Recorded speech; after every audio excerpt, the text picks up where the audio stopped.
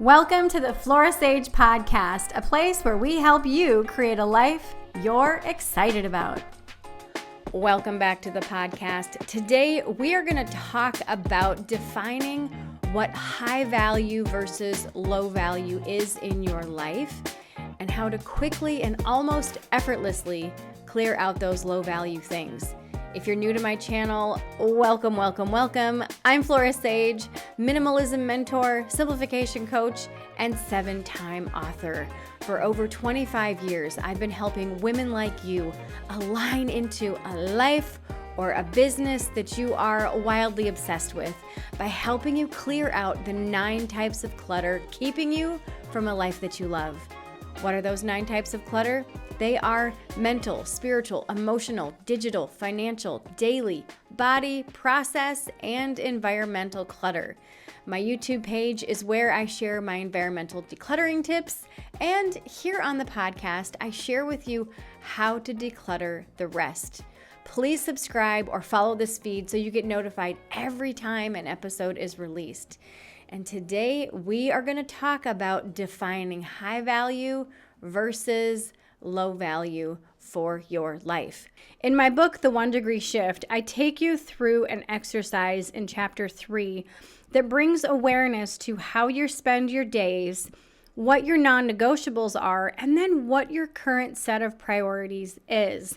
And upon reflection, you recognize how you are truly spending your time and how you're truly spending your life. When you spend your time, you're wasting it. When you invest your time, you are, investing it. You're making the most of the time that you have. So does it matter what you invest your time in? Does it matter what you do throughout the day? Yes, it does.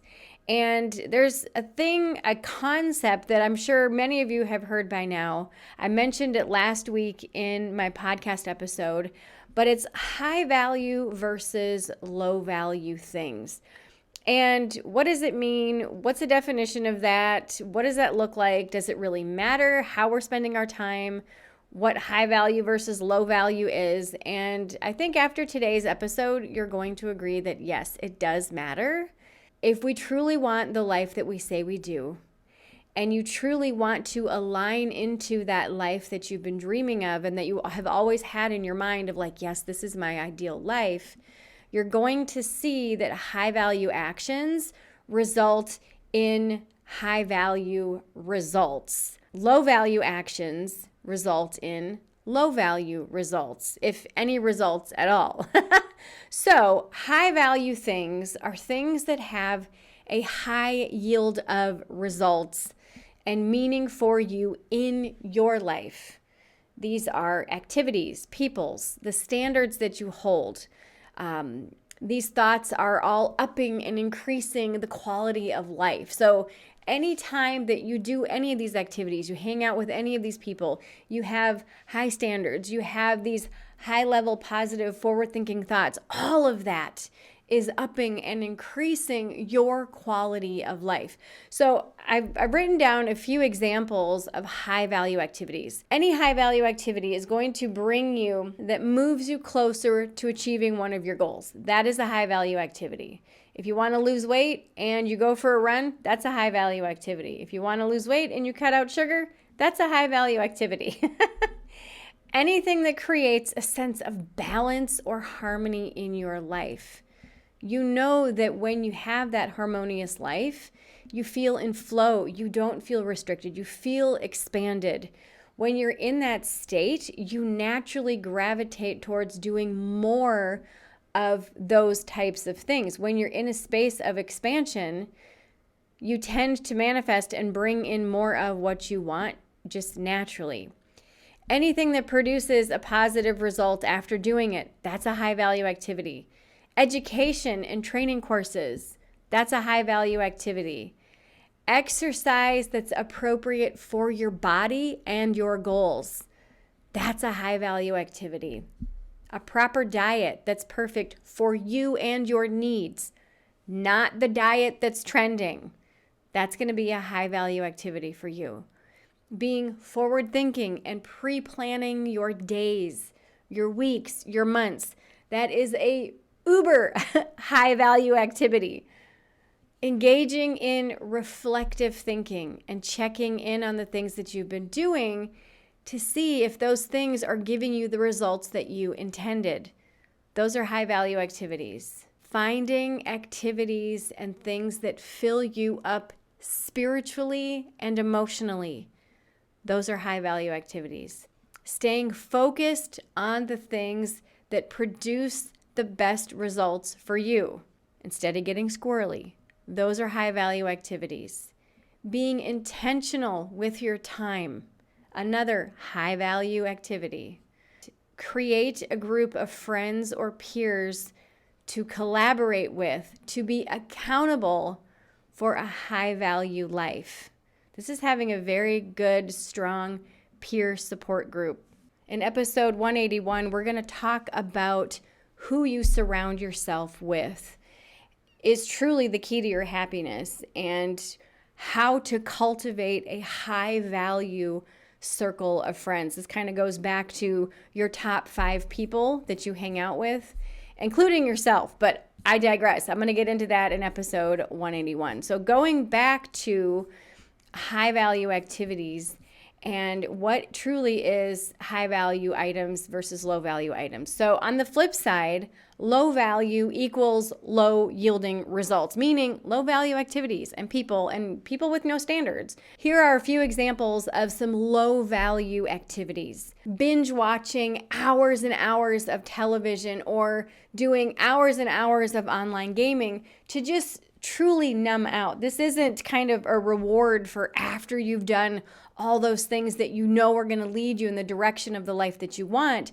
These are doing it instead of doing that workout or instead of reading that book that you know is going to give you education, that you know will give you the tools needed to get those things that you want.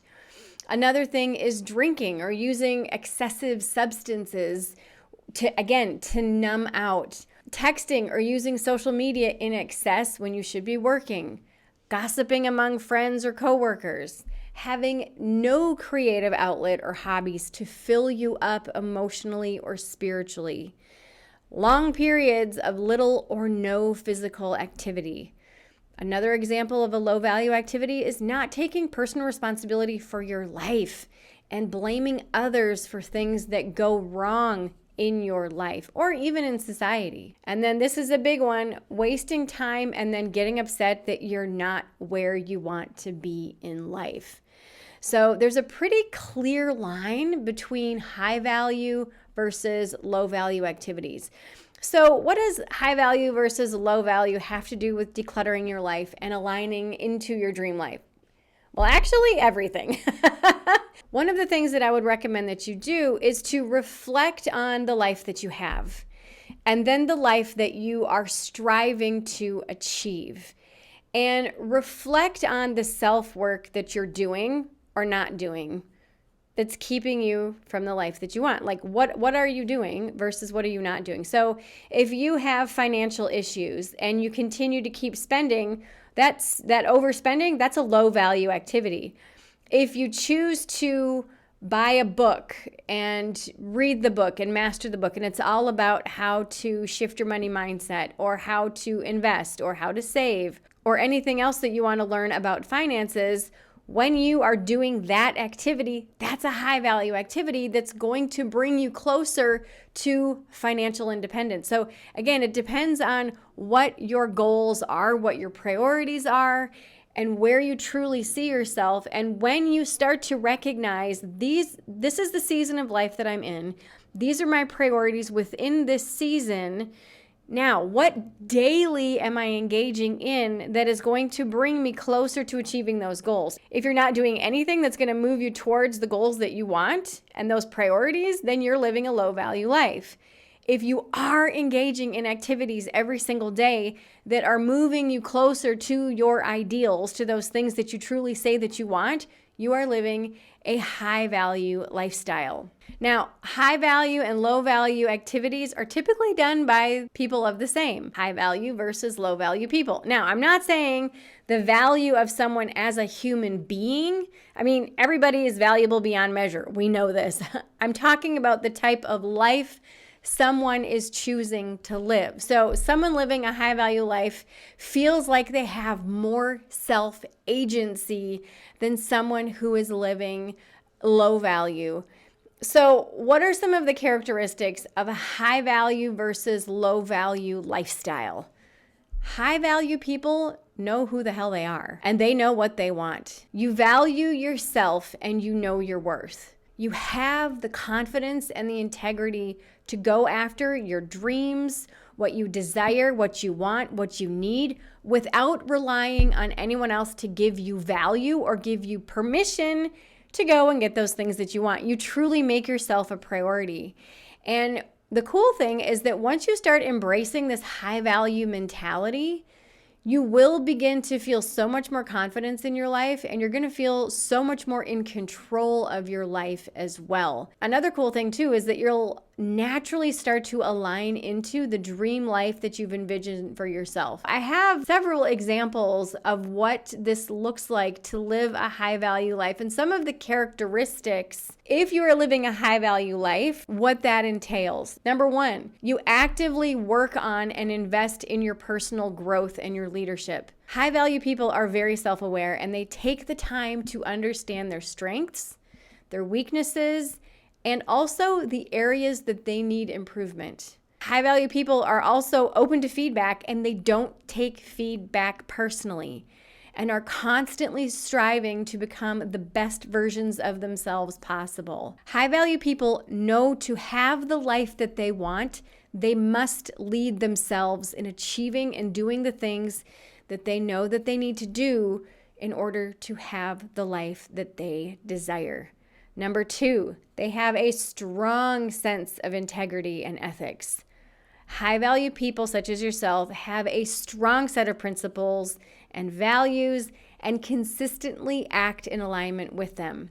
They're honest, reliable, and trustworthy, which makes others feel very secure and respected when they're around them. So how do you start to know what your principles and values are? You do the work. You do the self-work needed to discover what are my principles, what are my values. Again, this is all in taking those high value actions. Number three, physical health and self-discipline. High value people know the link between physical health and mental health. They prioritize physical fitness and self-discipline practices. They understand the value of holding themselves accountable for what they know they want and achieve it through these practices. Number four, you're proactive and goal-oriented. High value people take the initiative. They have clear goals for themselves and work daily towards achieving them. They are not afraid to step outside of their comfort zone and take intentional risks to get what they want and to pursue their ambitions. Number five, you are resilient and adaptable to life as a high value person who's living a high value lifestyle. You are very sure of who you are, as I mentioned earlier. You're very sure of what you want and where you're going, and you're able to really quickly identify solutions within what I like to call the plot twists of life. You also understand that each and every step in your life is a new opportunity to create more of what you desire. Every plot twist is an opportunity for you to show your resiliency and to show the confidence that you know that you have with yourself because of the work that you've done on yourself. Number six, you know how to clearly communicate. High value individuals have mastered the art of communication and really, I find, strive to continue to up-level their skills as they know that communication truly is the key to their success, especially when it comes to their peer group, in networking, and in every interaction that they have with other people. They know that when they clearly communicate, that's when the magic happens. Another characteristic is that high-value people recognize and seek out mentorship and high-level counsel. So what does that mean? They know the investment of reaching out to those who have gone before them and who have achieved the lifestyle and the things that they want to achieve. And they're willing to invest in a high-level mentor to save them time. Because if you reach out to someone who's been there, done that, what you do is you lessen the learning curve by trying to figure things out yourself, because you're asking guidance and getting mentorship and seeking counsel from people who have achieved the things and the lifestyle that you also want to achieve. Number 7, you value your time and attention and don't let other people waste your time, just as you do not waste the time of others. In the Bible, it says, don't cast pearls before swine. And it actually took me years to figure out what that actually meant. And it basically means do not give your time and attention to someone who does not value your time and attention. Same goes on the flip side. Just as you don't want others to waste your time, don't waste others' time as well. If you're in a conversation that just doesn't interest you, and let's just say that you're at a networking group and someone starts talking about, offshore investing, and you're not interested in offshore investing, you say, excuse me, I'm going to go to the ladies, or I'm going to refresh my drink, or it's been nice chatting with you, I'm going to go someplace else. And just politely bow out of the conversation. And there's nothing wrong with that. And allowing yourself to recognize that if you stay in a conversation that you have no interest in whatsoever, you are wasting your time, and you're also wasting the time of the person that's sharing with you something of that nature. So high-level circles understand that and respect when someone bows out of a conversation. Number 8, you have learned to say no. High-value people say no to things that they don't want and that are not in alignment with the lifestyle that they want or the lifestyle that they're living. They also don't feel guilty about saying no, because they know when you say no that they're honoring their own values. Now, the cool thing about saying no is that, let's just say, and this is going to be a very arbitrary example, but let's just say somebody has a box of popsicles and you say, hey, I see that you have a box of popsicles. Can I have one? And that person says no. You're in the exact same position as you are before and after that person said no to you. Now, yes, there are some questions that are and can be life-changing. Can I buy that house? No. Would you marry me? No.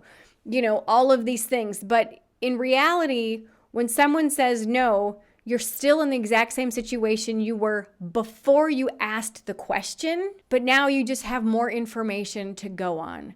So it's also the same thing when you choose to say no to someone else who's asking something that's not in alignment with you or the lifestyle that you want to live. There's a fabulous quote by Courtney Carver, and she says, I don't say no because I'm busy.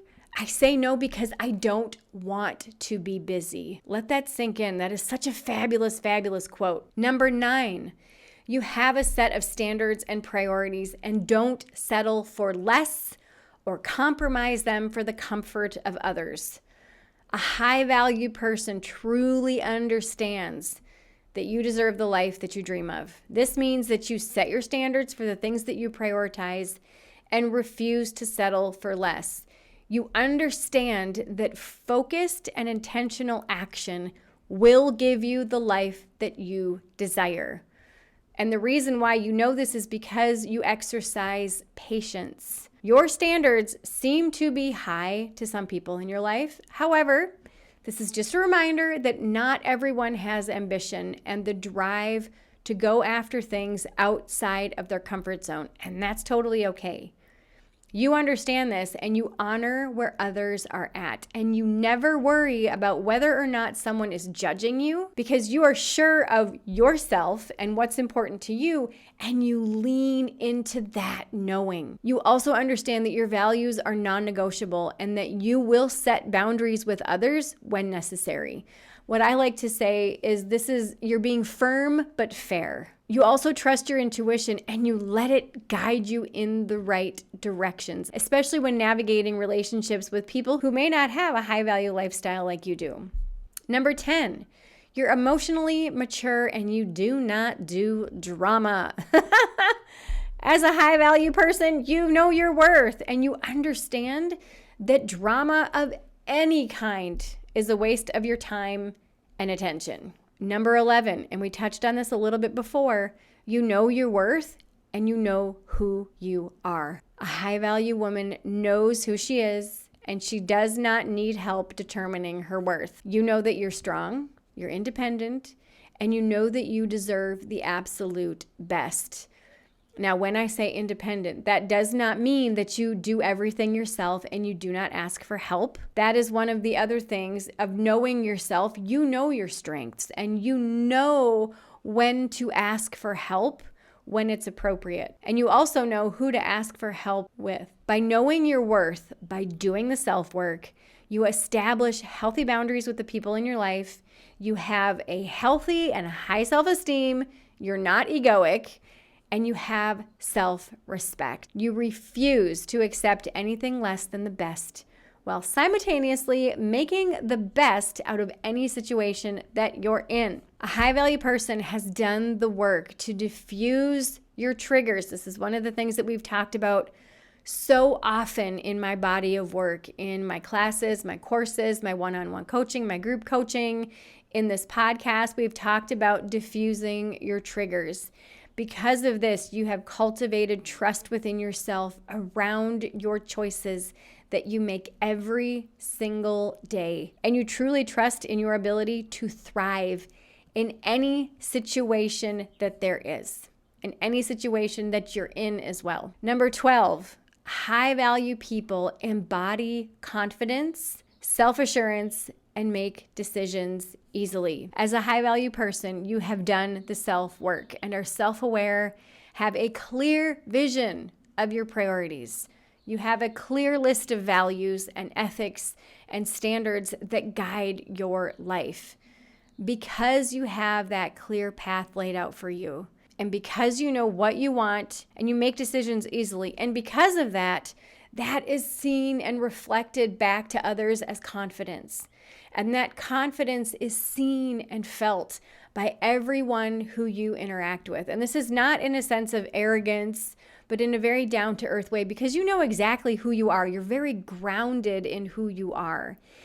And also because of this, because you've done the self-work and because you lead yourself and you keep those promises that you've made to yourself by saying, yes, this is the season of life that I'm in. These are my priorities. These are the goals that I've set out for myself to achieve the lifestyle that I want. And you've done the work. You do these actions every single day that bring you 1 degree closer to the life that you want every single day. Or even when you're in the life that you want, you maintain and you continue to do those high value actions so that you maintain this beautiful dream life that you've created. And because of this, you're not competing with anybody else. And because of this, you have this deep sense of confidence that just radiates around you because you're deeply happy, because you are living the life that you've always wanted to live, and you're at peace with yourself. You're at peace with your knowing of who you are, what you want, why you're here, why you're doing the things that you're doing. And also because of this, you have so much extra time on your hands that you intentionally cultivate yourself at that deeper spiritual and emotional level. And you have hobbies that lift you up and fill you up. And you have that circle of your peers that just supports you and holds you accountable. And because of this, you're able to easily articulate your truth to those in your life and are met with respect to those who know you. And again, you're seen as confident, but not cocky and arrogant, and you're well respected by those who know you. And I'm telling you, this is one of the things is when you allow yourself to be in your state of presence, your entire life changes. Here are a few examples of what a low value life looks like. Number 1, life dissatisfaction.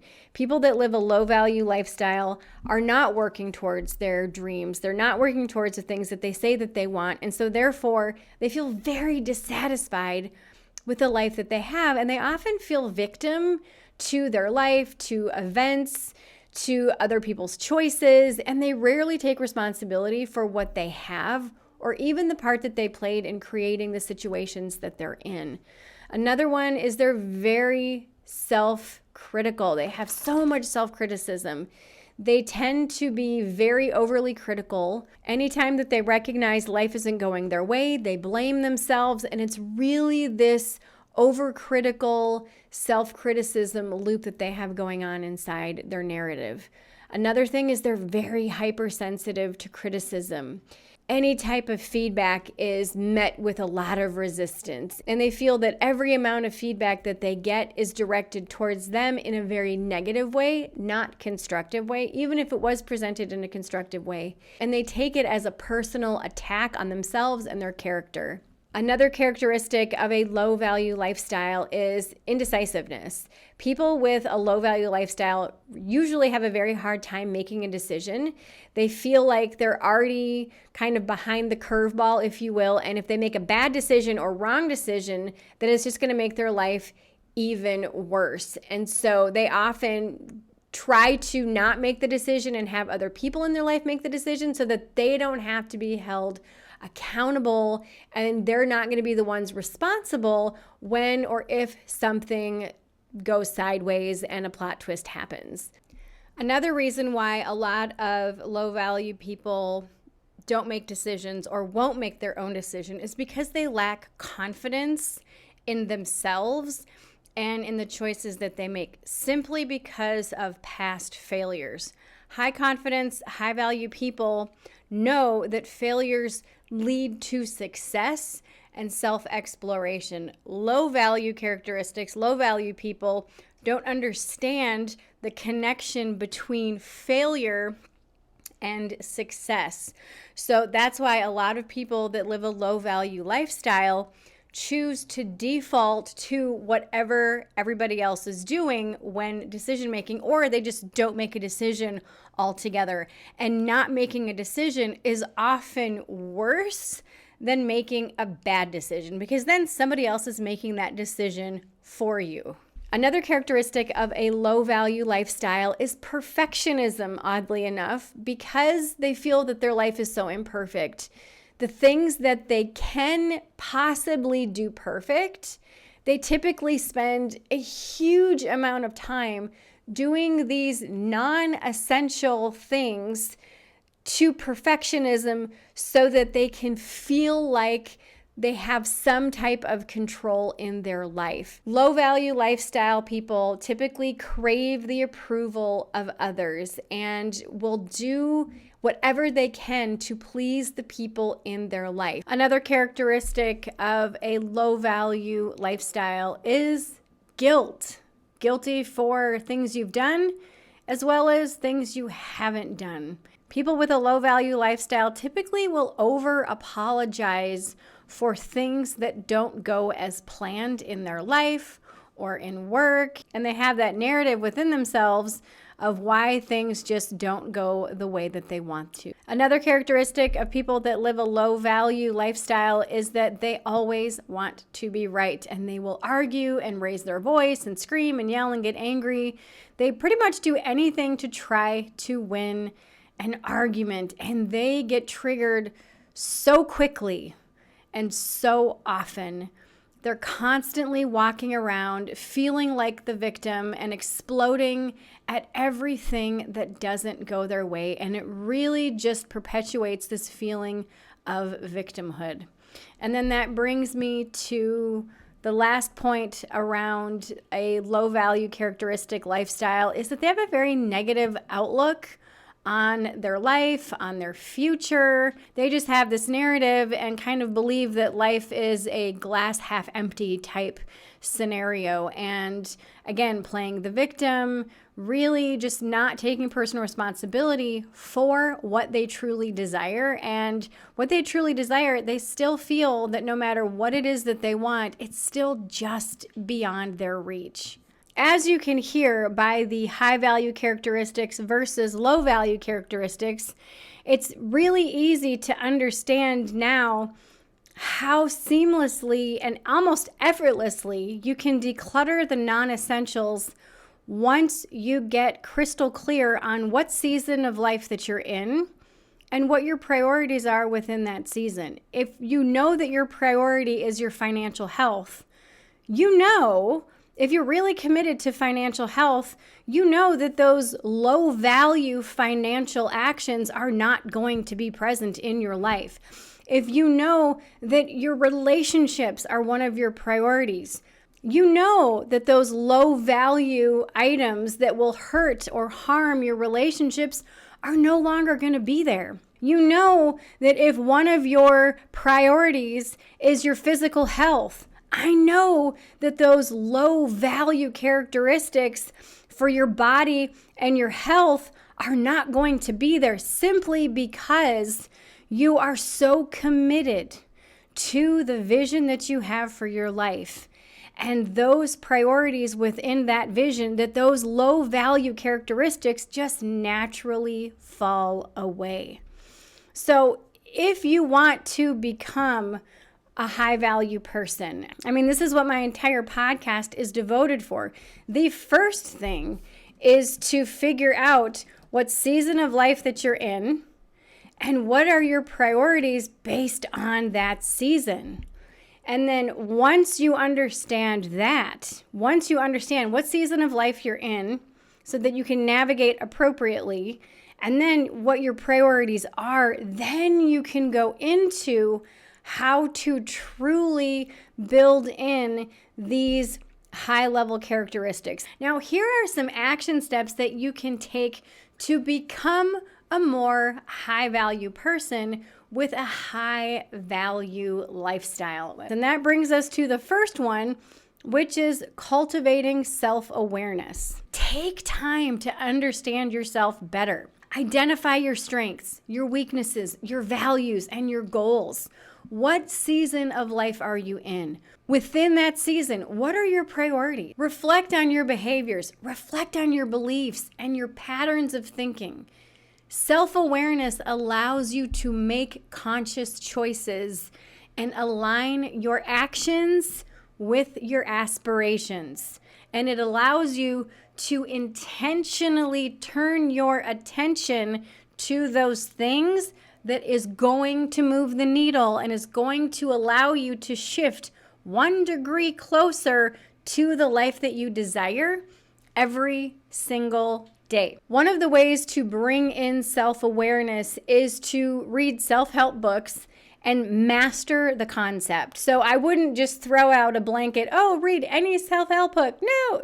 No, figure out what part of you want to expand, that you want to dig deep in. And typically this is something in your life that you feel keeps getting in the way. Like, I'll give you an example for myself. It was codependency many, many years ago. And so I realized, wow, codependency is really messing up all my relationships. So I want to dig deep and unpack all of this codependency BS. And I went through the program of Codependency Anonymous, and it took 7 months to go through all of the 12 steps. But I came out the other side a completely different person in relationships. And that's one way that you can cultivate self-awareness, is to figure out what keeps tripping me up. What is this piece of clutter that keeps getting in my way? And start to dig deep. Again, you can bring in a coach or mentor that specializes in that particular type of thing that you're trying to unpack. You can read books, take courses, all the things, but allow yourself to really get into this space of ultra self-awareness and to recognize when this happens, this is what I do. And this is what we were talking about before, about recognizing your triggers and unpacking them. And when you can understand, these are all my triggers, and let me figure out how to neutralize all of these triggers, then what happens is you're not going to get triggered anymore. And on the rare occasion that you do, you have the self-awareness enough to know, oh, wow, I'm triggered right now. So then what happens is you don't blame the other person. You turn it on yourself and say, okay, this conversation, this situation, whatever it is causing me to feel triggered. Now I recognize I have more self-work to do. And my friends, this is a beautiful thing. Number 2 is continue to learn. Commit yourself to lifelong learning and personal growth. Seek knowledge, seek information, develop new skills that are relevant to your goals. If you want to learn how to invest, read books, take courses. If you want to learn how to get really sexy ass toned arms, again, read books, take courses, watch videos. Whatever it is that you want to learn how to do, those new skills that you want to develop that are relevant to your goals and the lifestyle that you want to live, again, read books, take courses, go to workshops, engage in activities that expand your horizons. And when you embrace this growth mindset and be open to acquiring new knowledge and perspectives, what happens is you're going to start to attract these people into your life that teach these things, that have been there, done that. And then your tribe is going to start to emerge. In episode 181, I'm going to talk about the top 5 people that you connect with the most. I'm not talking about your top 5 friends. I'm talking about the top 5 people that you interact with the most. And one of the things that you're going to recognize is those high-level people are committed to lifelong learning. They are committed to it. They're committed to really embracing and acquiring that new knowledge base and shifting their perspectives to the vantage point of how is this possible? How can I make this possible? What are the opportunities in this particular situation, instead of, oh, here's a plot twist, here's a roadblock, therefore I can't do it. No, when you are in that growth mindset energy, every single situation is an opportunity to be better than what you were before. The next thing, set clear goals and take actions. Define your short-term goals and your long-term goals. Break them down into actionable steps and create a plan of action. This is one of the things that I do with my private coaching clients. We actually work in 90-day sprints, and this is exactly what we do. We look at what your short-term goals are, your long-term goals are, and we break them down into actionable steps, and we create that plan of action together. Another thing, take consistent and intentional steps towards achieving these goals every single day. Stay focused, stay motivated, and stay disciplined, even when faced with challenges or setbacks, or again, those little plot twists that we talked about in like so many of these other podcast episodes. Again, one of the things that high-level individuals do is they have a mentor and a coach to help keep them accountable and to do those things that need to be done in order to achieve the things that want to be achieved. Another thing is develop strong values. Figure out what your values are and the principles that guide your life and stick to them, especially in difficult situations. What this is going to do is this is going to cultivate integrity by aligning your actions with your values. Another thing this is going to do is this is going to build trust with others in your life because they recognize that you have values and you have principles and you hold true to them. The next thing is to change your inner dialogue and your inner self-talk. And what this does is it really starts to marinate and emerge out this type of self-love that you have for yourself that just ends up grounding you in this calm confidence. So what do I mean by changing your narrative and your self-talk? Again, this is all about embracing what you know you are meant for and what you know you're made of. So instead of saying, oh, I can never do things right, you can say, I'm constantly getting better and better. Start to recognize those negative narratives in your mind, stop it in mid-track, and start to shift whatever sentence you just said in your head, shift it to a more positive, more forward-thinking type of inner dialogue. Another thing that this is going to allow is it's going to allow you patience with yourself. It's going to allow grace. And also, you're going to feel yourself start to love you even more because you are recognizing that little by little, you are loving who you are and who you are becoming in this process. So I know I mentioned this previously, but the next step is bringing in a coach or a mentor. Anytime you want to change something in your life, it's so helpful to have a trained coach guiding you. A coach can see things that you can't see because you're too close to it. A coach can see behaviors that you're totally unaware of and can also see the impact that those behaviors are having not only on your life, but on the life of the people around you. Coaches also bring in new tools that will help accelerate your transformational process. If you're looking for an ambitious, collaborative mentor, I am now accepting applications for private clients. We work in 90-day sprints. If you're interested in jumping into the next 90-day sprint, click on the link below in the show notes, jump on a call with me, and see if a collaboration between us is a perfect fit. Let's continue this conversation and support each other. If you're listening to this on YouTube, I invite you to share your experiences with high value and low value in your life in the comments below. If you're listening to this on any podcast streaming service, email me, flora@florasage.com, to share your comments. If you found today's episode helpful, please subscribe, share with your friends, and leave a review. Your support helps this podcast reach more people looking to declutter their lives and align into a life you are wildly obsessed with. Remember, all it takes is a clear vision of what you want and the willingness to take a 1-degree shift in that direction daily to align into a life you love. I hope this serves you today, and I'll see you in the next episode.